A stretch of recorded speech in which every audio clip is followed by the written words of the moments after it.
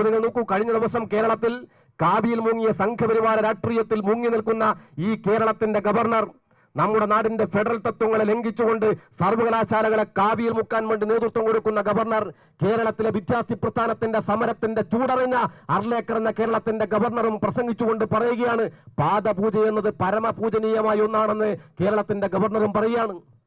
ആർക്കാണിത് പരമപൂജനീയം? ആർക്കാണ് ഈ പാദപൂജ എന്നത് പരമപൂജനീയം? പ്രിയപ്പെട്ടവരെ, ഇവിടെ ബ്ലോക്ക് സെക്രട്ടറി സൂചിപ്പിച്ചതുപോലെ സംഘപരിവാരത്തിന്റെ ചരിത്രം എന്നത് കാലുനക്കിയ ചരിത്രമാണ്. ഇവരുടെ വിദ്യാഭ്യാസ സ്ഥാപനങ്ങളുടെ നമ്മുടെ കുഞ്ഞുങ്ങളെ സവർക്കറിസത്തിന് പഠിപ്പിക്കുകയാണ്. ഇവരുടെ ഇസം ഇപ്പൊ സവർക്കറിസമാണ്.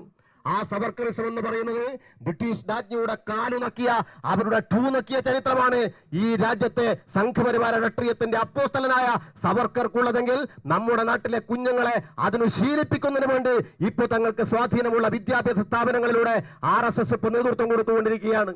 എന്തു വൃത്തികേടിനും നേതൃത്വം കൊടുക്കുമെന്നിടത്തേക്ക് നമ്മുടെ നാടിനെ എത്തിക്കുകയാണ്.